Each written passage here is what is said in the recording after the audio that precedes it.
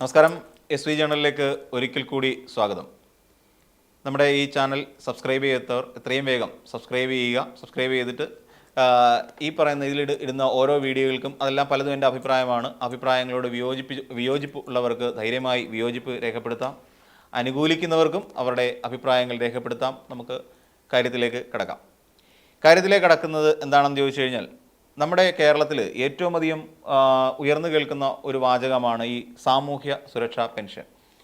അതായത് സാധാരണക്കാരായ ജനങ്ങൾക്ക് വേണ്ടിയിട്ട് കഷ്ടത അനുഭവിക്കുന്ന ഇത്തിരി മരുന്നിനും അതോടൊപ്പം തന്നെ അവരുടെ ചെറിയ ചെറിയ ചിലവുകൾക്കൊക്കെ വേണ്ടിയിട്ട് ബുദ്ധിമുട്ട് അനുഭവിക്കുന്ന സാധാരണക്കാരായ ആൾക്കാരിലേക്ക് ഒരു തുക സംസ്ഥാന സർക്കാരിൻ്റെ നേതൃത്വത്തിൽ എത്തിക്കുന്നു. ഇതാണ് ഈ പറയുന്ന സാമൂഹ്യ സുരക്ഷാ പെൻഷൻ എന്നുകൊണ്ട് ഉദ്ദേശിക്കുന്നത്. എന്നാൽ ഇത് സാമൂഹ്യ സുരക്ഷാ പെൻഷൻ നമുക്കറിയാം കുറേ കാലമായി ഇങ്ങനെ കുറച്ചു കാലം നമുക്കൊന്ന് മുടങ്ങിയിരുന്നു. ആ മുടങ്ങിയെങ്കിൽ തന്നെയും സെപ്റ്റംബർ വരെയുള്ള കുടിശ്ശിക നമ്മൾ കൊടുത്തു തീർക്കുകയും ചെയ്തു എന്നുള്ളതാണ് അതിനകത്തിൽ നമ്മൾ മനസ്സിലാക്കാൻ കഴിയുന്ന ഒരു കാര്യം. ഏകദേശം 62 ലക്ഷത്തോളം വരുന്ന ആളുകളാണ് ഇതിൻ്റെ ഗുണഭോക്താക്കളായി വരുന്നത് എന്നുള്ളത് നമ്മുടെ സംസ്ഥാന സർക്കാരിനെ സംബന്ധിച്ചിടത്തോളം അഭിമാനിക്കാൻ കഴിയുന്ന ഒരു കാര്യമാണ്. കാര്യം 62 ലക്ഷത്തോളം അത്രത്തോളം വരുന്ന ആളുകളെ നമുക്ക് പ്രൊട്ടക്റ്റ് ചെയ്ത് പിടിക്കാൻ കഴിയുന്നു. അവരുടെ ചില സാമ്പത്തിക ആവശ്യങ്ങൾ നിർവഹിച്ചു കൊടുക്കാൻ നമ്മുടെ ചെറിയ തുകയിലൂടെ കഴിയുന്നുണ്ട് എന്നുള്ളതാണ് അതിൻ്റെ വാസ്തവം. മറ്റു പല സംസ്ഥാനങ്ങളും, ഇപ്പം മഹാരാഷ്ട്ര അടക്കമുള്ള, ബീഹാർ അടക്കമുള്ള ഒരുപാട് സംസ്ഥാനങ്ങൾ ഇത്തരത്തിലൊരു പെൻഷൻ പദ്ധതി രൂപീകരിക്കുകയും എന്നാൽ ആ പെൻഷൻ പദ്ധതികളെല്ലാം തന്നെ പാതി വഴിയിൽ ഉപേക്ഷിച്ച് പോകേണ്ട ഒരു ഗതികേട് ഉണ്ടാകുകയും ചെയ്തത് പലർക്കും അറിയാവുന്ന കാര്യമാണ്. എന്നാൽ നമ്മുടെ സംസ്ഥാന സർക്കാരിനെ സംബന്ധിച്ചിടത്തോളം, അതായത് ഇടതുപക്ഷ സർക്കാരിനെ സംബന്ധിച്ചിടത്തോളം അത്തരത്തിലൊരു പ്രതിസന്ധി ഉണ്ടായിട്ടില്ല എന്നുള്ളതാണ്. ഞങ്ങളിത് അവസാനിപ്പിക്കുന്നു എന്ന് പറയേണ്ട ഒരു ഗതികേട് ഉണ്ടായിട്ടില്ല. അതേസമയം UDF സർക്കാരിൻ്റെ കാലഘട്ടത്തിൽ നമുക്കറിയാം 2016-15 കാലഘട്ടങ്ങളിലെല്ലാം ഉമ്മൻചാണ്ടി വന്ന് നമ്മളോട് പറഞ്ഞൊരു കാര്യമുണ്ട്. 2040 വരെ ഈ ബാധ്യത നിലനിൽക്കും. അതൊക്കെ ആര് കൊടുത്ത് തീർക്കാനാണ് എന്നൊരു വലിയ ചോദ്യം നമ്മുടെ മുന്നിലേക്ക് ഇട്ടു തന്ന ഒരാളായിരുന്നു ഉമ്മൻചാണ്ടി എന്ന് പറയുന്ന മുഖ്യമന്ത്രി. അതായത് ഈ പെൻഷൻ്റെ ബാധ്യത അത്രയും ഭീകരമാണ് എന്ന്. എന്നാൽ അതേസമയം നമുക്ക് ആദ്യമായി വന്ന ഇടതുപക്ഷ സർക്കാർ, അതായത് 2016 ശേഷം വന്ന ഇടതുപക്ഷ സർക്കാർ അതെല്ലാം കൊടുത്തു തീർക്കുന്ന വലിയ കമനീയമായ ഒരു കാഴ്ചയാണ് നമ്മൾ കണ്ടത്. പിന്നീട് അവിടെ നിന്ന് 1200 അത് 1600 ഇപ്പോൾ 1800 എത്തുന്നു. ഇതിനു മുമ്പ് നിലമ്പൂർ ഉപതെരഞ്ഞെടുപ്പുമായി ബന്ധപ്പെട്ട ആ സമയത്ത് ഇവിടെ നിന്നുണ്ട് നമ്മുടെ PC വിഷ്ണുനാഥും ഷാഫി പറമ്പിലും രാഹുൽ മാങ്കൂട്ടവും ചേർന്നുകൊണ്ട് ഇത് ആര് കൂട്ടി, ഞാൻ കൂട്ടി, ആര് കൂട്ടി, ചാണ്ടി കൂട്ടി എന്ന് പറയുന്ന ഒരു മുദ്രാവാക്യം വിളിയൊക്കെ റീലുകളിലൂടെയൊക്കെ നമ്മൾ കണ്ടതാണ്. അപ്പം അത്തരത്തിലുള്ള റീലുകളുടെയൊക്കെ ഷോ അവസാനിച്ചു, ആ കാലമൊക്കെ അവസാനിച്ചു. പക്ഷേ ഇതൊക്കെ സാധാരണക്കാരെ സംരക്ഷിക്കുന്നതിന് വേണ്ടിയിട്ട് ഇപ്പം നമുക്കറിയാം, ഒരു വീട്ടിലേക്ക് കയറി ചെന്ന് കഴിഞ്ഞാൽ പണ്ടൊക്കെ ഒരു അമ്മ പറഞ്ഞൊരു കാര്യമുണ്ട്. ഞാൻ ഇതുപോലെ ബന്ധപ്പെട്ട ഒരു ബൈറ്റ് എടുക്കാനായി ചെന്ന സമയത്ത് അപ്പോൾ പറഞ്ഞിട്ടുണ്ട്, അയ്യോ പണ്ടൊക്കെ ആണെങ്കിൽ എൻ്റെ കൊച്ചുമക്കളൊക്കെ വരുന്ന സമയത്ത് വെറും കൈയോടെ പറഞ്ഞയക്കേണ്ട ഗതികേടുണ്ടായിരുന്നു. ഇപ്പോൾ അങ്ങനെയല്ല. കൊച്ചുമക്കളൊക്കെ അവർ തീർത്തും സാധാരണക്കാരാണ്, കുഞ്ഞൊരു ചായക്കട നടത്തുന്ന ഒരു അമ്മയാണ്. അപ്പം ചെന്ന് പറഞ്ഞ് കൊച്ചുമക്കളൊക്കെ വന്നു കഴിഞ്ഞാൽ ഇപ്പോൾ അവരുടെ കയ്യിൽ ഒരു 100 രൂപ ഒക്കെ വെച്ചു കൊടുക്കാൻ ഞങ്ങളുടെ ഈ കാശുണ്ട് എന്ന് പറയുന്ന ഒരു ആത്മാഭിമാനമുണ്ട്, ഒരു അഭിമാനമുണ്ട്. കാര്യം എന്താണ്? അത് ഞങ്ങളുടെ സർക്കാർ ഞങ്ങൾക്ക് തരുന്നുണ്ട് എന്ന് പറയുമ്പോൾ അവരുടെ മുഖത്തുണ്ടാകുന്ന ഒരു സന്തോഷം, ഒരു ചിരി. പിന്നെ മരുന്ന് വാങ്ങാൻ മറ്റുള്ളവരുടെ മുന്നിൽ അവർക്ക് കൈ നീട്ടണ്ട, അവർക്ക് കൃത്യമായി മരുന്ന് വാങ്ങാൻ അവരുടെ കയ്യിലിരിക്കുന്ന ആ പണം ഉപയോഗിച്ച് അവർക്ക് മരുന്ന് വാങ്ങാൻ കഴിയുന്നു എന്നുള്ളതും ഒരു പ്രധാനപ്പെട്ട കാര്യമാണ്. അപ്പോൾ ഒരുപാട് ജനങ്ങൾ, സാധാരണക്കാരായ ജനങ്ങൾ ആ പെൻഷന് വേണ്ടിയിട്ട് കാത്തിരിക്കുന്നുണ്ട് എന്നുള്ളത് കൃത്യമായി മനസ്സിലാക്കിക്കൊണ്ടാണ് സംസ്ഥാന സർക്കാർ ഈ പെൻഷൻ്റെ കാര്യത്തിൽ ഇതുവരെയായി ഒരു നിർത്തലാക്കുന്ന രീതിയിലേക്ക് പോകാഞ്ഞത്. ചില സാമ്പത്തിക പരാധീനതകൾ കാര്യം കുടിശ്ശിക വന്നിട്ടുണ്ടെങ്കിലും സെപ്റ്റംബർ വരെയുള്ള പെൻഷൻ ഇതുവരെ സംസ്ഥാന സർക്കാർ കൊടുത്തു തീർത്തിട്ടുണ്ട് എന്നുള്ളതാണ് നമുക്ക് മനസ്സിലാക്കാൻ കഴിയുന്ന ഏറ്റവും പ്രധാനപ്പെട്ട ഒരു കാര്യം. ഏകദേശം 44 കോടിയിലധികം രൂപ, 44,000-ലധികം കോടി രൂപ നമ്മൾ കൊടുത്ത 42,841 കോടി രൂപ നമ്മൾ ഇതുവരെ കൊടുത്തു തീർത്തിട്ടുണ്ട് പെൻഷൻ എന്നുള്ള നിലയിൽ നിന്നിട്ട്. അത്രയും തുകയാണ് നമുക്ക് ആവശ്യം വരുന്നത്.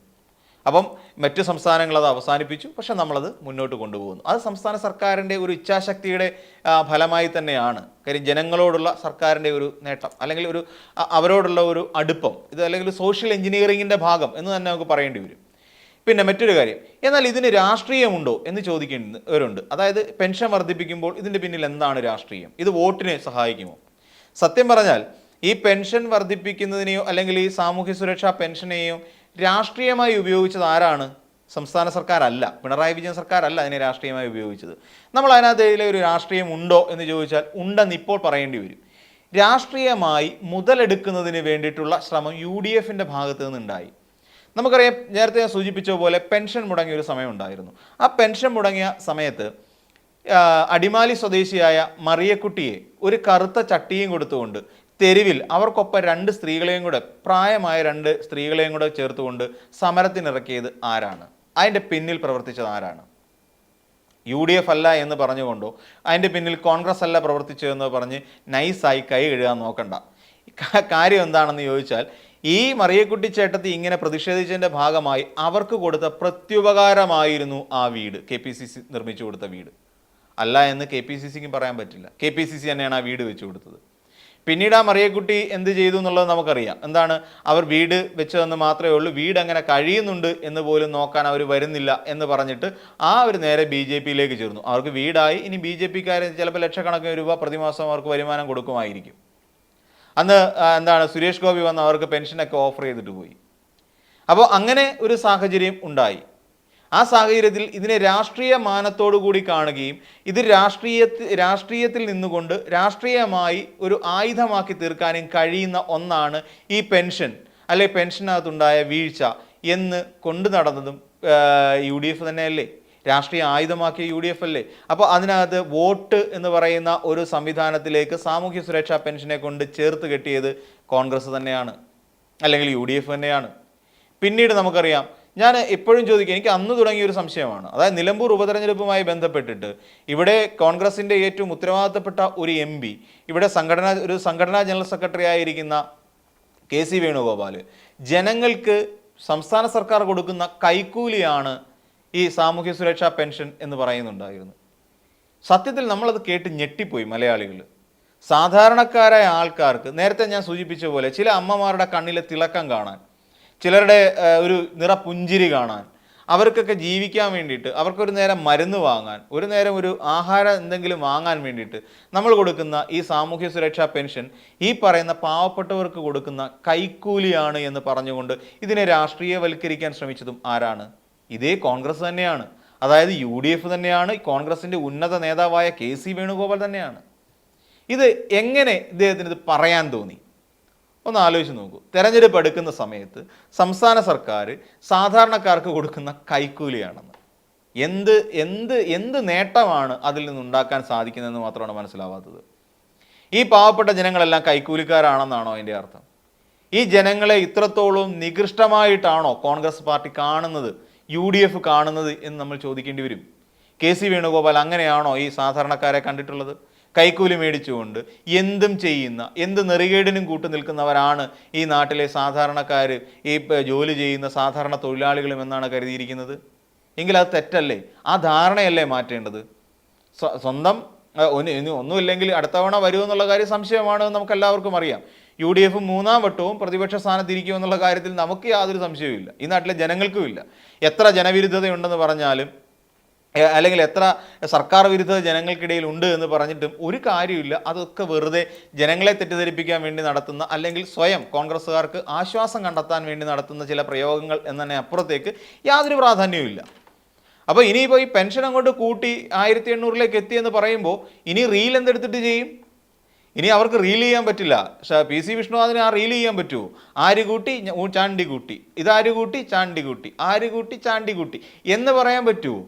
ഇല്ല. അങ്ങനെ ഒരു റീലിനുള്ള പ്രസക്തി അവിടെ ഇല്ലാതായിത്തീരുന്നു. കാര്യം ഏറ്റവും കൂടുതൽ ഇവിടെ പെൻഷൻ കൂട്ടിയിട്ടുള്ളത് ആരാണ് എന്ന് ചോദിച്ചാൽ അത് VS സർക്കാരിൻ്റെ കാലഘട്ടം മുതൽ ഇങ്ങോട്ട് പരിശോധിച്ചാൽ ഇടതുപക്ഷ സർക്കാരാണെന്ന് മാത്രമേ പറയാൻ കഴിയുള്ളൂ. 600 രൂപ പോലും കൃത്യമായി ആ പാട് ഉമ്മൻചാണ്ടി 600 രൂപ കണ്ട കൂട്ടിയത്. അപ്പോൾ അങ്ങനെ അത്രയും ഒരു 100 രൂപ എങ്ങാണ്ട് കൂട്ടിയിട്ട് പെൻഷൻ കൊടുത്തു. എന്നിട്ട് ഇതെല്ലാം കൂട്ടി വെച്ചിട്ട് ഇത്രയും കൂട്ടിയിട്ട് അത് കൊടുത്തോ? അതുമില്ല. അങ്ങനെയും പ്രശ്നമുണ്ട്.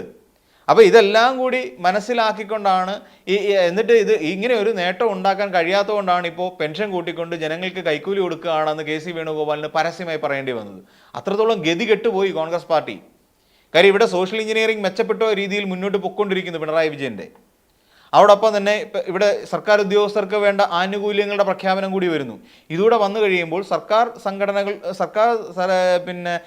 ജീവനക്കാരുടെ സംഘടനകൾ പോലും CPMൻ്റെ അനുകൂലമായി വോട്ട് രേഖപ്പെടുത്തുമെന്നുള്ള ഭയം, അതുമാത്രമല്ല കോൺഗ്രസിൻ്റെ സംഘടനാ സംവിധാനം അപ്പാടെ തകർന്ന് തരിപ്പണമായി കിടക്കുന്ന സാഹചര്യം, അതിന് ഉയർന്നു വരാൻ ഇച്ചിരി കാലതാമസം എടുക്കുമെന്ന് പറയുന്ന ഒരു സാഹചര്യം, അവരുടെ സോഷ്യൽ എഞ്ചിനീയറിംഗ് എല്ലാം പാടെ പരാജയപ്പെട്ടു പോകുന്നൊരു സാഹചര്യം. ഈ സാഹചര്യത്തിൽ ഇങ്ങനെ കൂടി സംസ്ഥാന സർക്കാർ ഒരു ചതി ചെയ്യുമെന്ന് സ്വപ്നത്തിൽ പോലും ഈ കോൺഗ്രസ്സിലുള്ള ഒരുത്തം പോലും വിചാരിച്ചില്ല. അത് വന്നു കഴിഞ്ഞപ്പോൾ അടൂർ പ്രകാശിന് വല്ലാത്ത ക്ഷോഭമായിപ്പോയി. അടൂർ പ്രകാശിന് പിന്നെ നിലയില്ലാ കയത്തിൽ വീണ പോയ ഒരവസ്ഥ.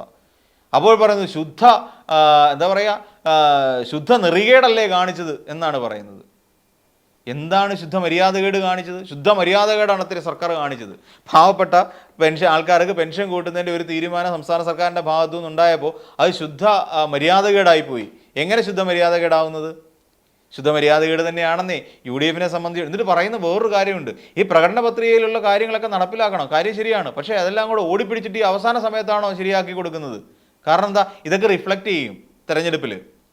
കാരണം എന്താണെന്ന് ചോദിച്ചാൽ, ഈ കോൺഗ്രസ്സുകാരെ സംബന്ധിച്ചിടത്തോളം വേറൊരു പ്രശ്നം എന്ന് വെച്ചാൽ, ഈ പ്രകടന പത്രിക പ്രകടനത്തിന് വേണ്ടിയിട്ട് വെറുതെ ഉണ്ടാക്കുന്ന കുറേ ബുക്ക്ലെറ്റുകൾ മാത്രമാണ് അവരെ സംബന്ധിച്ചിടത്തോളം. കാരണം അവരിപ്പോഴും വിചാരിച്ചിരിക്കുന്നത് എന്താ, പ്രകടന പത്രികയൊന്നും നടപ്പാക്കാനുള്ള കാര്യമൊന്നുമില്ല, നടപ്പാക്കിയിട്ട് എന്ത് ചെയ്യാനാ?